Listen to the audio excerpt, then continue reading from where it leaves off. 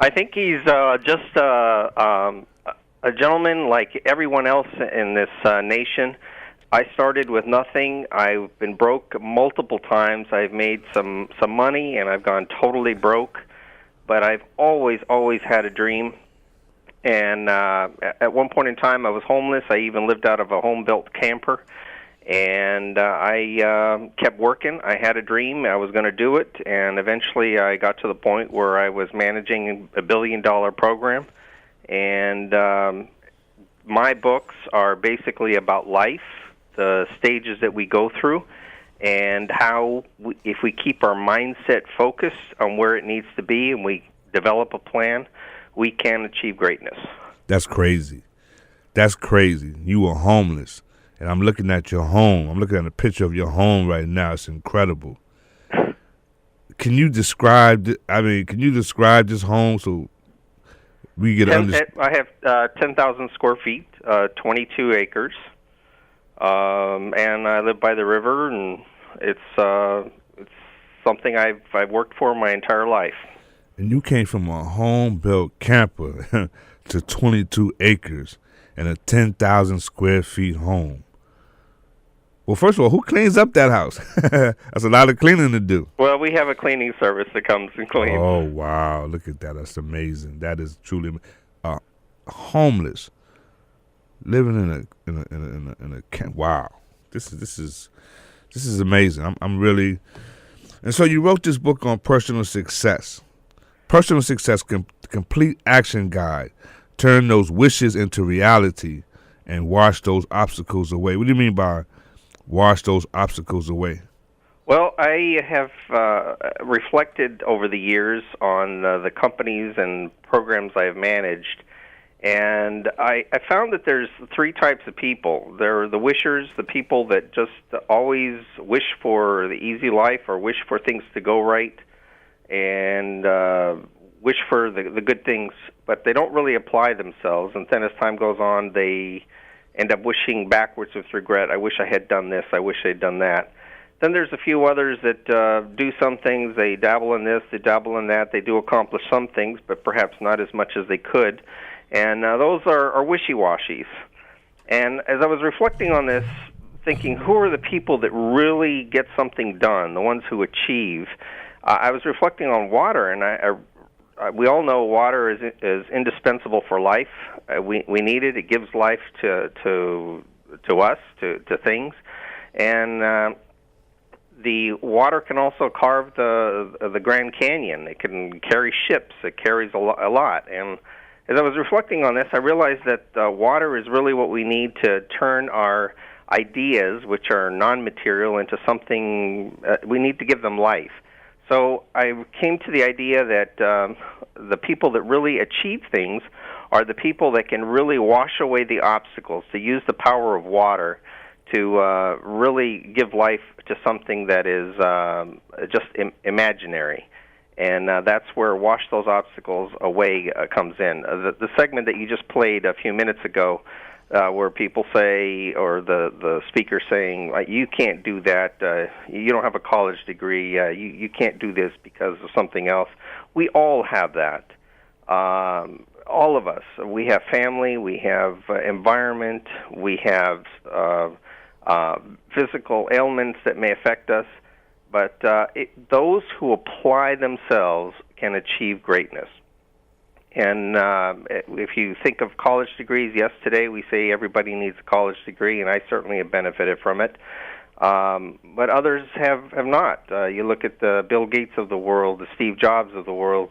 There's many examples of folks that have had a dream and just pursued it relentlessly, despite people telling them, you can't do that. Great successes that we've seen in life in terms of companies, CNN, USA Today, for example, were laughable at the start, the Weather Channel, and they received an awful lot of criticism, but of course today they're still going strong. Yeah, I remember when ESPN started. I mean, it was like a joke in the beginning, even MTV, and now they're really, really powerful right now. Right. So there's plenty of naysayers out there, and we are all looking for that validation of our ideas and what we can do. But we need to, if we really have an idea, we want to pursue it, we need to go forth and do it. Colonel Sanders was in his 60s when he started Kentucky Fried Chicken, and he received hundreds of no's before he got a yes. And, of course, we all know where Kentucky Fried Chicken is today. Enrique, where did you grow up? I grew up, I'm from California, from Denver, Colorado, but I lived in the States till I was 8, and then I went down to Mexico City for 8 years, and I came back at the age of 16, and I've been in California. I've worked in the UK. I've lived on the East Coast. I've worked in Canada, so I've been able to travel a little bit. Mm-hmm. And who is Sarah Ruiz? That is my wife. She boxes. Yeah, she does. Wow, that's interesting. I need to meet her. You know, I was a boxer. I know. Yeah. So let me know the next time y'all come to New York. We got to get some boxing in. All right. Now, do you work out yourself? No, actually, I like to be out in the woods. So I've got the land, and I go out there and make trails, walk the trails, work the woods, build playgrounds and stuff. So that to me is my workout. So that is a form of exercise, right? Yeah. Okay. Do you climb mountains as well also? I haven't done that. Just last night we were talking about going on a week-long backpacking trip with the kids. Okay. But I take a canoe out. I live by the river, so I'll take the canoe out and get some paddling in. You know, I got to say this, Enrique. There's some people that, you know, if they want something, they just go downstairs, they go to the store. Store's open 24 hours a day. They need some food or whatever they want, they just go buy it. Imagine those people being in the woods and learning how to live off the land. It'd probably be scary for a lot of people. Yeah. You know, one of my favorite guests, I love this lady, man. She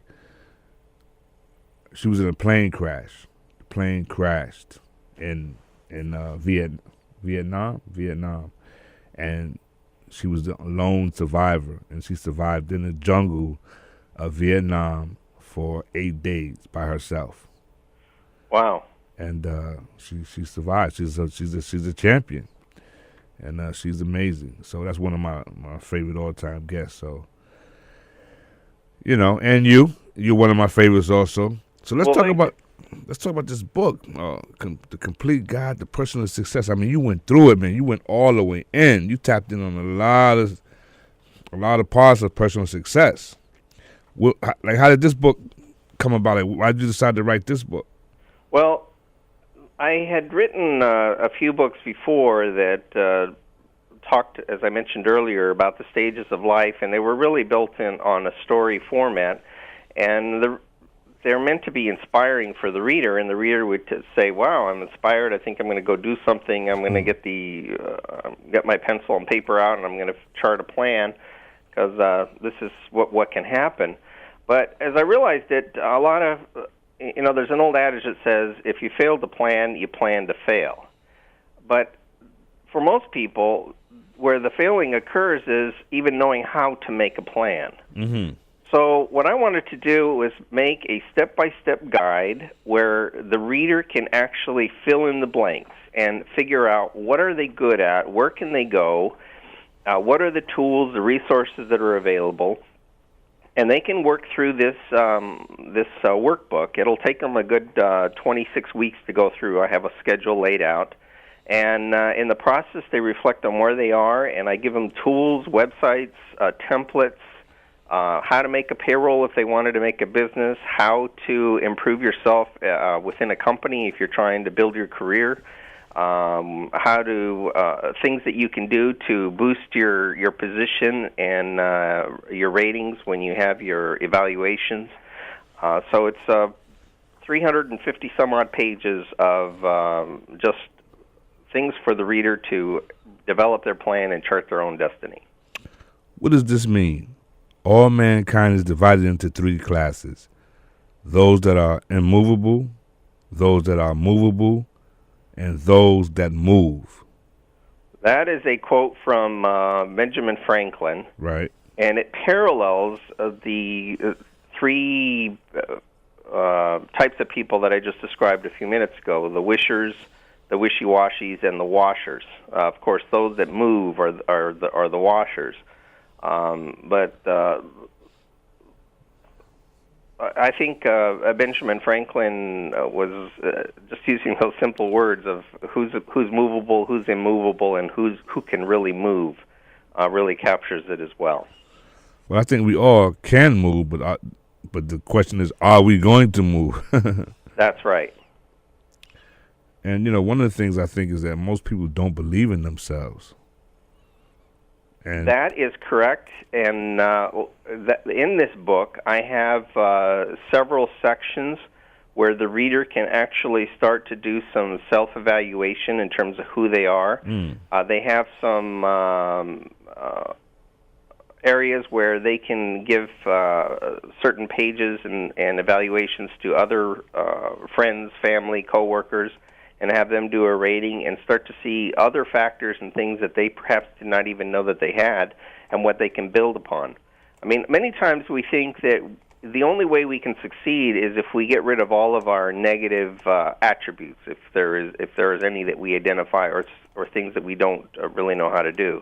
There is some truth to that we do have to fix some things, but if you know what your strengths are, you could capitalize and work on your strengths more so than trying to fix your weaknesses. And in the process, you may find that, wow, I have found something that I'm really good at, and you can just catapult yourself from there. Now, the book originally was titled Whcr, Whcr, Wishy-Washy, How to Move from Existing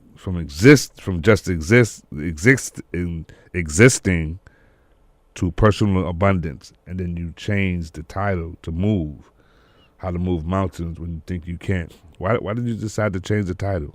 Well, the Whcr, Whcr, and Wishy-Washy are just three simple words that I really wanted to get across to readers, because when people can say, wow, I'm really acting like a wisher, or geez, I've been wishy-washy, it's a very benign way of saying, wow, I think I can do more, and how can I move into the other realm of being a washer and washing those obstacles away and getting something done. But when people read the book or see the title, they think it's kind of just a funny thing, and they don't really understand the implication there.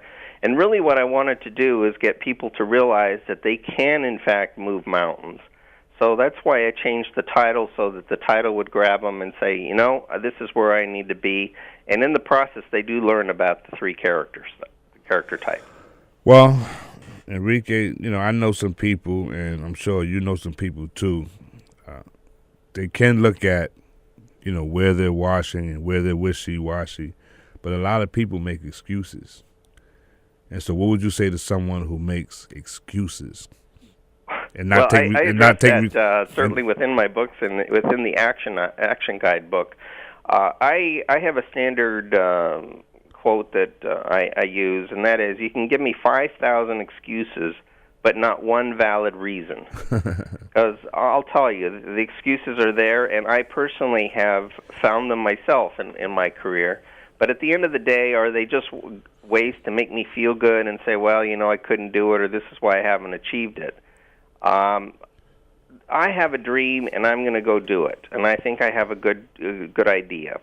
And yes, I've shared it with family, I've shared it with friends, I've shared it with coworkers, and they've said thank you, but no thank you. Sometimes a little more rude than that.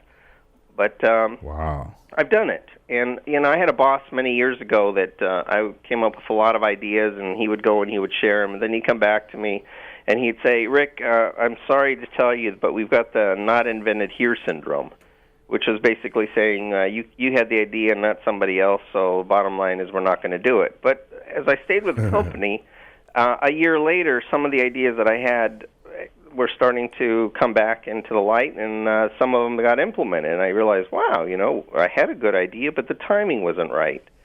And then I had other ideas as I was growing up, and I said I'm going to do it, and then I said, well, it's too expensive. Well, I don't have the money. Well, I got to go do this, and then I'd just not do it. And then all of a sudden, the Olympics. There was one idea that I had, and the Olympics came into town in Los Angeles, and I saw somebody selling something that I had thought of years before, and I said, what's the matter with me? Why didn't I go off and do this? And I said, I am never going to let that happen again. If I have an idea, and I think it's a good one, I'm going to share it with a few folks. Ideally, they'll jump on my bandwagon, and if they don't, well, I'm still going to go do it. And maybe at the end of the day, it'll fail, but I will be able to rest my head at the end of the day and say, I really did it. I gave it my best shot, and I feel like a winner, and so be it. Wow, that's I think that's pretty powerful. Let me. What's your definition, Enrique? You like Rick, right? Rick. I'm just gonna call you Rick because I'm Rick and you're Rick. What's your definition of self-discipline? It's somebody that can motivate themselves internally and say, this is what I have to do. Somebody who has a sense of excellence and achievement and can go out there and do the work without necessarily needing or wanting the accolades or the support from other people. I will tell you that I personally, I love it and I welcome it when people will say, you did a great job. I'm not saying that you should be totally immune to that. But the reality is that those support mechanisms are relatively sparse. They don't come all the time, and even when they do come, they're very short-lived. It was, I think, Mark Twain that said, I can live for a few days on a very good compliment. So, yes, it works well, but it wanes, and you just have to keep going forward. Every single day, we have to earn our keep. And if I am a fantastic piano player 20 years ago, and I tell you today I'm a great piano player, you will give me the credit that perhaps I deserve because I was a great piano player 20 years ago. But if you ask me, Rick, can you play a piece for me today? And I really haven't played since then, and I've gotten rusty. Well, I'm really not the great piano player that I was 20 years ago. Why haven't I kept up to date? I need to keep earning my keep every day. Well, the reason why I'm laughing because on 2 occasions I said, hey, I'm going to step back in the ring and do like an exhibition. And I haven't done it. And so I'm planning another one again. And hopefully this time, not hopefully, I must say this time I have to do it. Because I've been saying it. I told a young lady I was going to do it. She said, oh, we heard that before. I said, wow. So you know exactly what I'm saying there. Yeah. How are you with your managing your time? I think I'm pretty good. I think all of us can improve. In my action guides, I give the reader abilities and tools to be able to look at where they're spending their time and find ways to improve their time or reallocate your time. I mean, you wouldn't think that just 5 minutes that you're saving here is going to really amount to a hill of beans, but if you take 5 minutes every day times 200 work days, you've got yourself quite a few weeks of work that you could have accomplished in something else. I think I'm pretty good at it. I can really compartmentalize my time, but can I improve? I think we can all improve over time, so I wouldn't say that I'm a total expert at it, but I definitely am pretty good. And that's how I'm able to get the things done that I get done.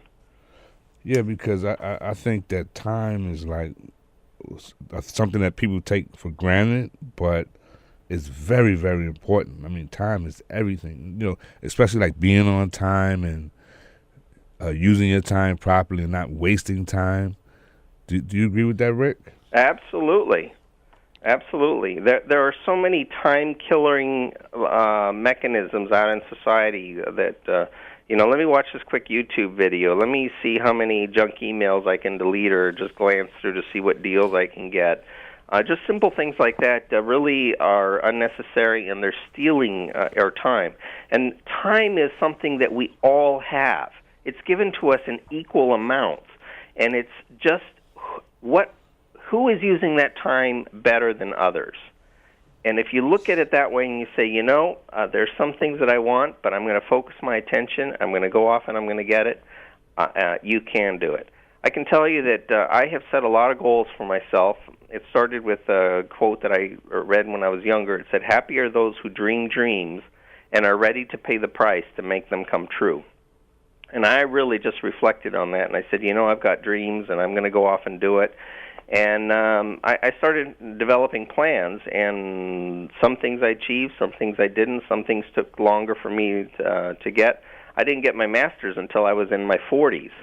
But nonetheless, I got it. And I can tell you that the goals and plans that I have set, invariably, I don't always finish my objectives, like the books, this action guide that I came out with.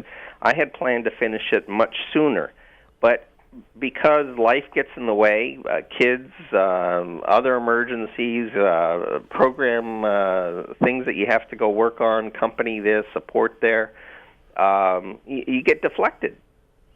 Wow. But I have been able to achieve what I wanted to do, but it's taken me much longer than what my original plan was. But nonetheless, it's never lost sight of where the end objective is. So wait a minute. You're telling me that I have the same amount of time as Bill Gates? You have the same amount of time as Bill Gates. Wow, that's awesome. That's an awesome thought. Because here, this guy created something that something pretty incredible. Hold on a second, Rick. WHCR 90.3 FM, New York. Ladies and gentlemen, my name is Rick Young. I'm the host of What's in Your Hand here at WHCR 90.3 FM. And my guest is Rick Ruiz, Enrique Ruiz, the author of Move, How to Move Mountains When You Think You Can't, and also a personal success guide, a personal success book, Personal Success Complete Action Guide. Turn those wishes into reality, wash those obstacles away. And he's also the author that we're going to talk about in a little bit, 101 Ways Men Pee. We're going to get into that also. Who is Sasha? Sasha is one of my daughters. She was in a car accident a few years ago. She had just turned 18 in 6 days, and she was killed. Wait a minute. She was 18 or she just turned 18? She was 18 years of age in 6 days. She had just crossed over the 18-year mark. Wow, she's gorgeous, too. Yeah.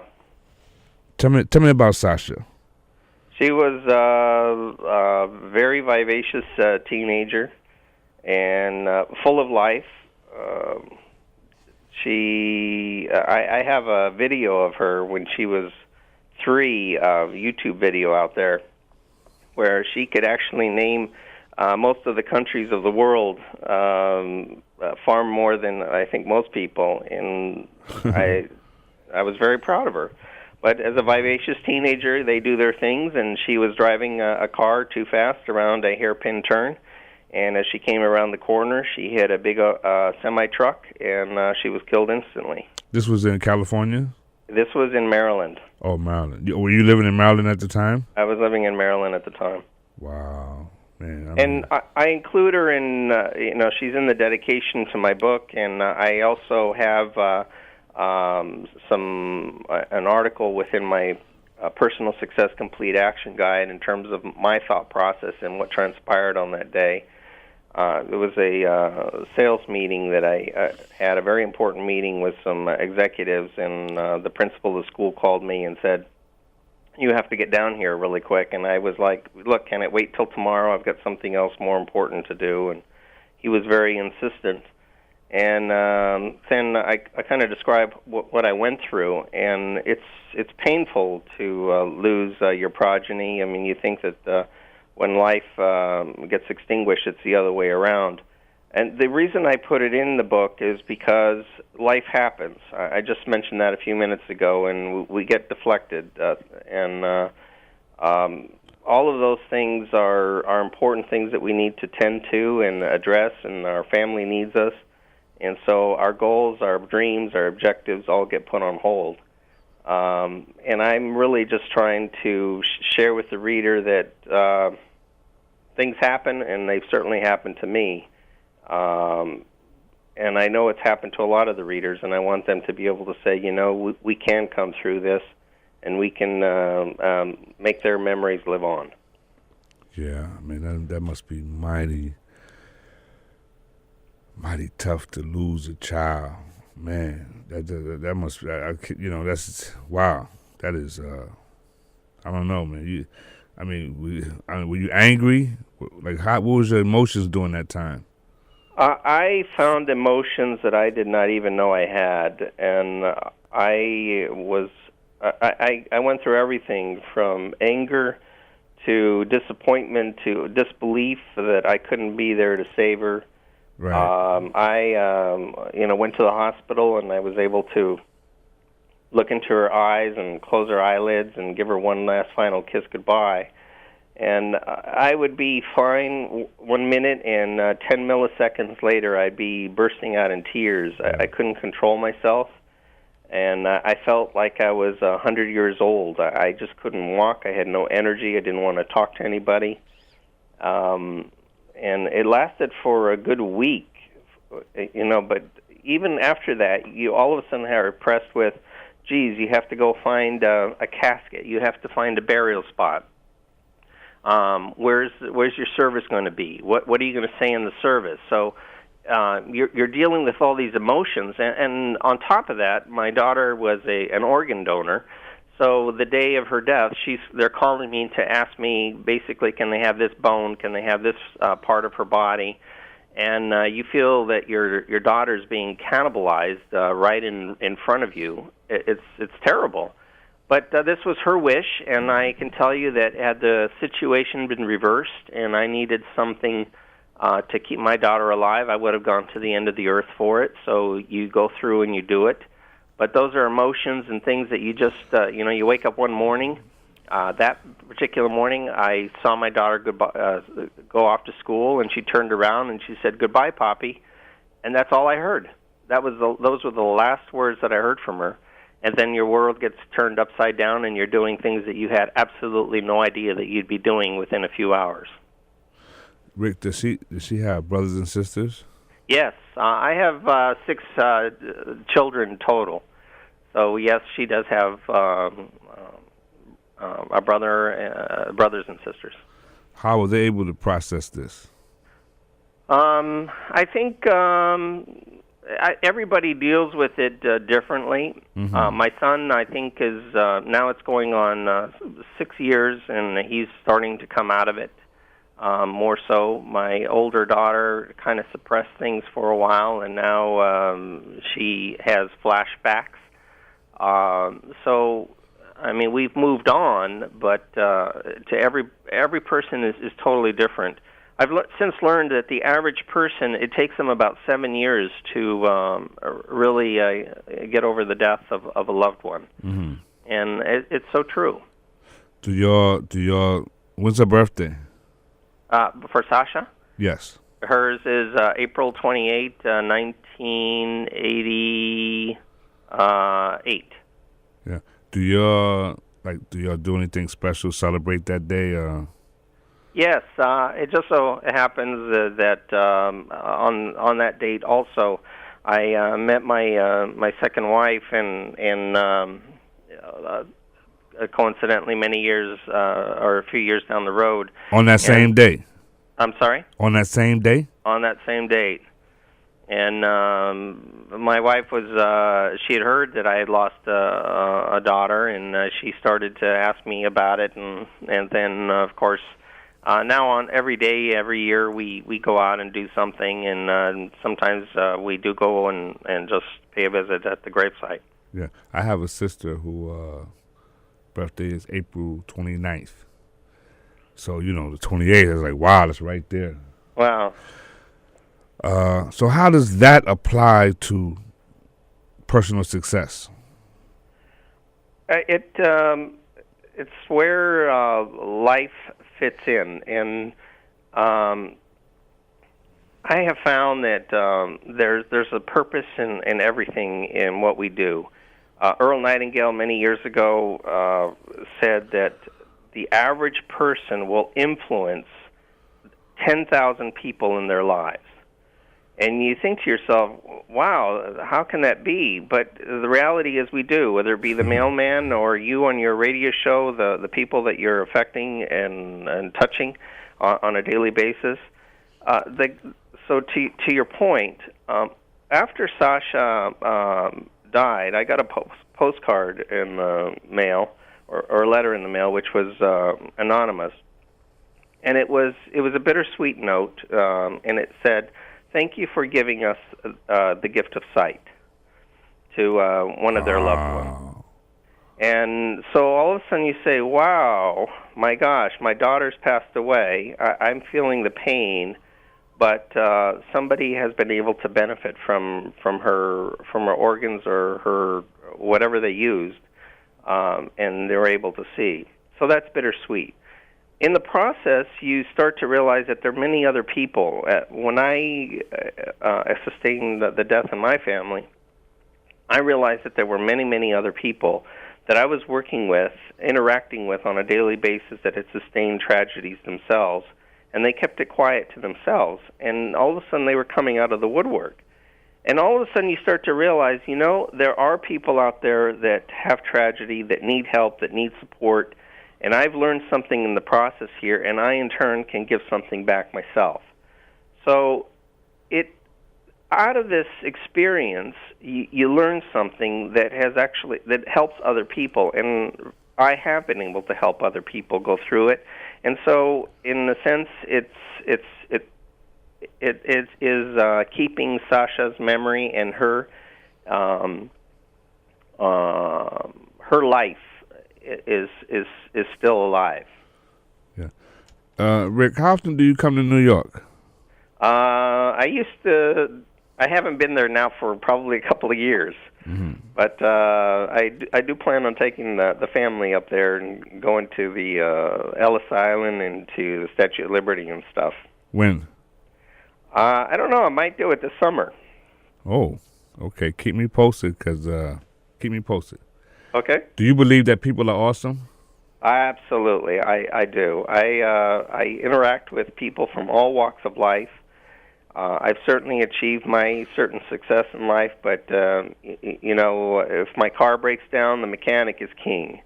If the gardener that comes and takes care of my lawn, absolutely. Everybody has tremendous something to offer, and their being, their persona, their enthusiasm can be contagious. Yeah, I've been blessed to have met some amazing people in my lifetime. Friends, family, just really awesome human beings. I've been pretty blessed. I wanna play something for you. Listen to this, Rick, and let me know. I also want to get some feedback from you. Okay. Let's see.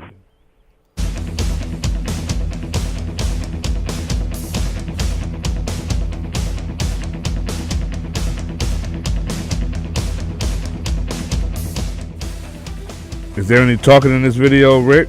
You know what I'm playing? I've heard the music before, but I can't remember it right now. Well, they just showed a guy jumping out of a boat into the water, doing some amazing stuff, jumping off of mountains, throwing a football right into a back. This is your video, Rick, with people doing amazing things. You remember this?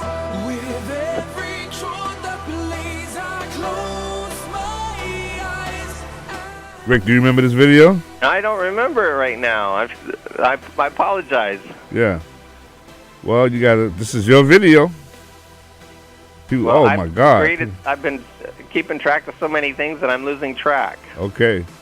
There you go. Wow, people doing incredible stuff, jumping off of buildings. And oh, I know which one you're talking about. Yeah. It's on YouTube. Right. Yes, absolutely. Jumping over cars and, just incredible stuff. Right. But wow, guy just jumped over a lady's head. Right. Wow. So tell me about that video. What That video went viral around the world. It's not certainly mine. It's certainly one that I saw that I thought was worthwhile sharing with my audience members. Yeah. The people do things that I personally wouldn't even conceive of doing. Right. But they do it with such flair, and the amount of time that they took to practice those things is you can just read it in between the lines. Right.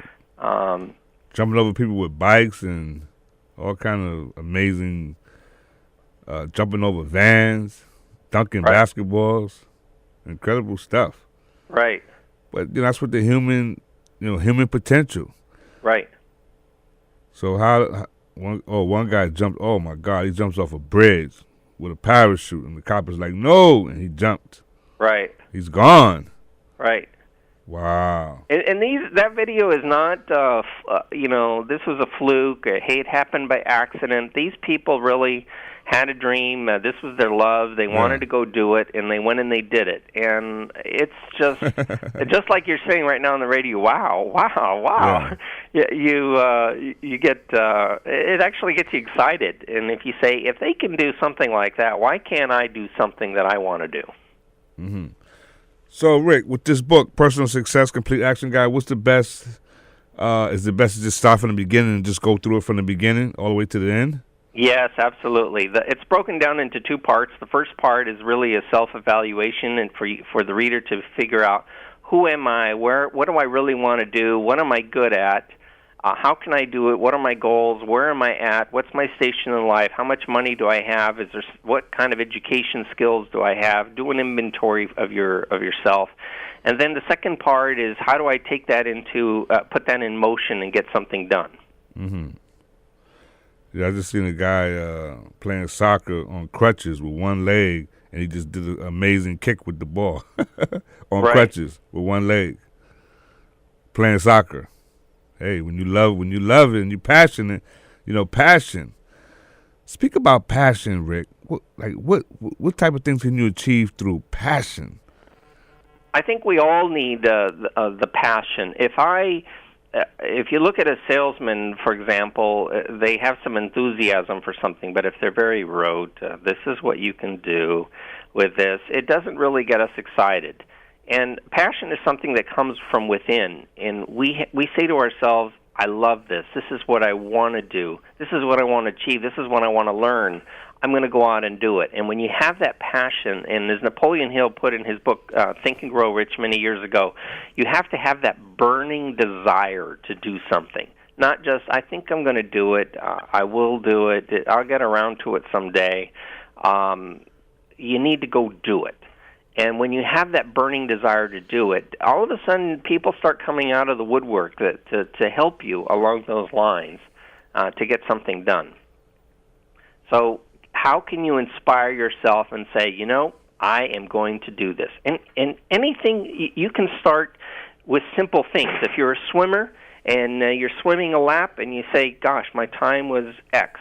Well, get out of that pool and say, can I shave a half a second off of my time the next time?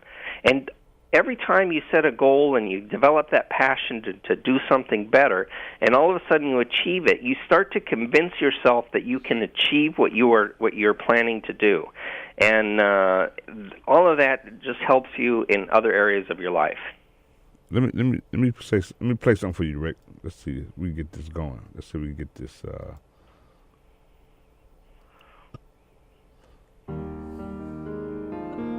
Is life a choice, or is it something we live?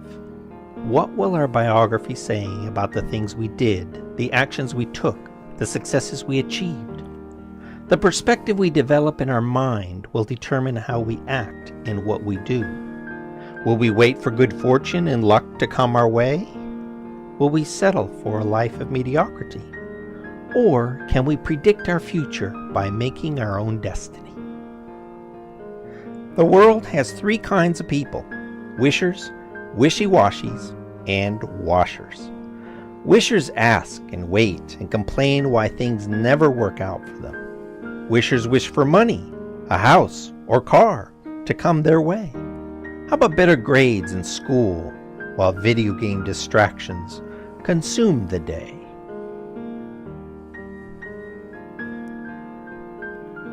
Do we expect magical weight loss when we leave healthy habits for another day, another year? Wishers hope for better things in the future, or they look back in time with regret on what they coulda, shoulda done. Wishers dream big, make big plans, but end up settling for a smaller job, a smaller life, a smaller world. Wishy-washies start down many paths to reach a destination. Wishy-washies at least take action, some action. Wishy-washies allow other people and events to control their actions and decisions.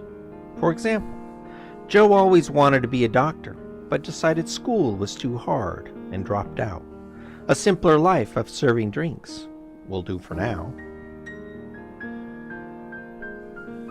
Jerry dreamt of opening a successful restaurant, but found stumbling blocks along the way which he did not try to overcome, so he closed his eatery. There are many Johns looking for love and lifelong romance, but how many cannot make a commitment? These wishy-washies flip-flop, knowing what they want one moment and then move on to something else the next. Broken hearts, wasted time, lonely lives afflict these people. Wishy-washies talk and they miss out on all they could accomplish. We all know that water gives us life. In the same fashion, washers give life to ideas and engage many people to make these dreams become reality. Wow. A washer knows that they have the gift of creation and that hard work, dedication, and a love of life make the difference in their lives. Washers are equipped to lead, instruct, and help. Regardless of our age, background, or aspirations, we can set our mind to do something, and we can do it with gusto. Does it involve our education, training, or the experience that we need to gain? A washer's way of looking at life inspires and motivates others around them. Washers know that success comes when they can benefit others' needs. They put their talents to work, learn new skills, and keep moving forward to turn dreams into reality. Wow, Rick, I like that, Rick. I'm going to be playing that from time to time, even when I have other guests.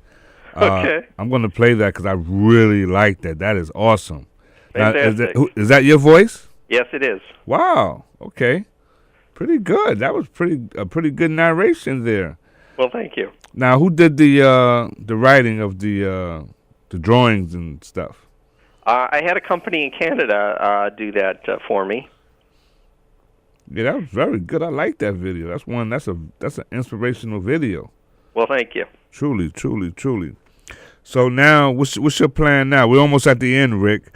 So what's your plan moving forward? You know, with this personal success book and the Move book, and we didn't get a chance to talk about 101 Ways Men Peak.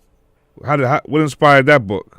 Well, I've traveled to 23 countries around the world, and I've always been amazed. I go into a restroom and I see certain things that I just never thought I would see, and I just got to thinking. I says, peeing is just something that we all do, and you'd be surprised at the statistics. I have a lot of science in that book, and I hired an artist in Bulgaria to give me the graphics for it. And bottom line is, men seem to get some joy and fun out of doing things in certain ways. So that's how that book came about. I figured one day I'd put it into a book, and obviously it's there. It's funny. It's pretty funny. It's very, very funny. Parachuting. Oh, come on, Rick. Parachuting. Yeah, absolutely, and you can, if you look, some of those things you may say, oh, that just doesn't happen, but there's actual people that put these things out on YouTube, and you can actually see them doing it. Yeah, okay, all right, wow, okay, I guess, but I mean, sometimes tonight when you're walking, you got to be careful, you got to make sure it's rain, huh? Yeah. There's one for the Orion for space, an astronaut. You may say, well, that's kind of far-fetched, but the reality is that one of the astronauts did do it, and he called it the Urian. Wow. So it's real. What's in there? Yeah. I mean, come on. Don't do the pool. The pool, that's just totally out of order. Totally out of order. And the book is written in such a fashion that I mean, you get the humor, but it's not. It's acceptable even for young adults. I mean, it isn't a dirty book. Right. Wow. Okay. Yeah, I see the guy. I see the constellation. How do you say that? Urian. Urian. Constellation Urian. All right. There you go. Oh, man. This is a funny book. Private. Yeah. Okay.